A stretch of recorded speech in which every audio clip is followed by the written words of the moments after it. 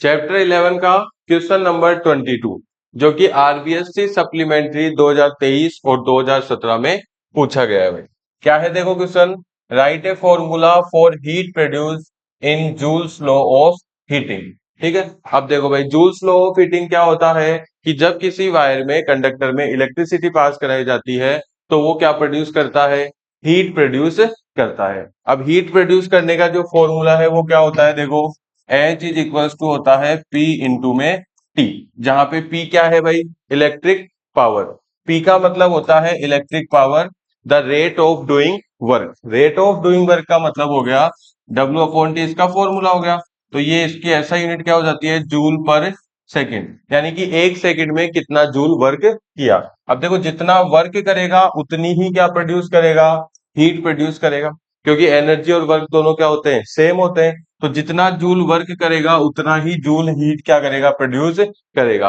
अब ये तो हो गई एक सेकंड में प्रोड्यूस की गई हीट, ये क्या हो गई, पावर तो क्या हो गई, एक सेकंड में प्रोड्यूस की गई हीट। अब किसी डिवाइस को हम कितनी देर चला रहे हैं उसको भी तो मल्टीप्लाई करोगे। ठीक है, जैसे मान लो कोई डिवाइस 60 सेकंड तक चल रही है तो उसकी जो पावर है, एग्जांपल लेके समझाता हूं। जैसे हम कोई बल्ब लाते हैं 60 वोट का, ठीक है, बल्ब है कितना, 60 वोट का, 60 वोट सॉरी 100 वोट, 100 वोट। अब 100 वोट का मतलब क्या हो गया कि वो एक सेकंड में कितना 100 जूल क्या करता है, वर्क करता है, यानी कि 100 जूल क्या करता है, हीट प्रोड्यूस करता है।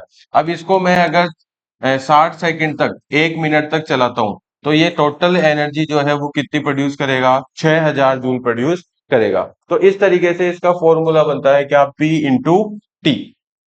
इसका फॉर्मूला क्या बन जाता है, P इंटू में टी। फिर आगे बात करते हैं कि P का फॉर्मूला क्या क्या होता है। अब P को आप क्या क्या लिख सकते हो, देखो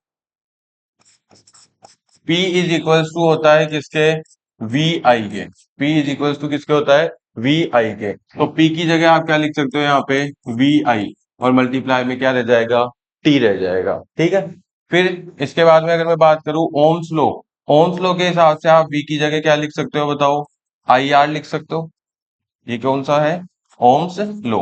ओम्स लॉ के हिसाब से V की जगह हम लिख सकते हैं क्या, आई आर। तो V की जगह मैंने लिखा आई आर और मल्टीप्लाई में रह जाएगा क्या, आई टी। तो यहां से एक फॉर्मूला बन जाता है क्या, आई स्क्वायर आर टी।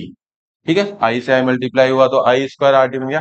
तो एक फॉर्मूला हो गया ये जब पावर और टाइम दिया हुआ हो तो। दूसरा फॉर्मूला हो गया ये जब वी आई और क्या दिया हुआ हो, टाइम दिया हुआ हो। तीसरा फॉर्मूला हो गया ये जब क्या हो, आई आर और टी हो। इसी के बाद में यहां से इसी फॉर्मूले से आई की जगह आप क्या लिख सकते हो, वी अपॉन आर लिख सकते हो। ओम्स लॉ से देखो I is equal to V upon R. तो एच इक्वल टू क्या हो जाएगा, आई स्क्वायर का मतलब हो गया वी स्क्वायर अपॉन में आर स्क्वायर। आई स्क्वायर का मतलब क्या हो गया, वी स्क्वायर अपॉन में आर स्क्वायर। तो ये हो गया इंटू में आर और इंटू में टी। अब इस आर से क्या हो गया, ये स्क्वायर कैंसिल, तो इसका एक फॉर्मूला और बन गया वी स्क्वायर अपॉन में आर टी। तो इस तरह से जो हीट प्रोड्यूस होती है उसके चार फॉर्मूले होते हैं। तो इनमें से जैसे मान लो आपको पावर और टाइम दिया हो तो इस फॉर्मूले से आप हीट कैलकुलेट कर सकते हो। वी आई और टी पोटेंशियल डिफरेंस, करंट और टाइम दिया हुआ हो तो आप इस फॉर्मूले से हीट कैलकुलेट कर सकते हो। I R O T electric current, resistance और टाइम दिया हुआ हो तो इस फॉर्मूले से आप क्या कर सकते हो, हीट कैलकुलेट कर सकते हो। V R O T, V यानी पोटेंशियल डिफरेंस, रेजिस्टेंस और टाइम दिया हुआ हो तो आप इस फॉर्मूले से क्या कर सकते हो, इलेक्ट्रिक सॉरी हीट जो है वो आप क्या कर सकते हो, कैलकुलेट कर सकते हो।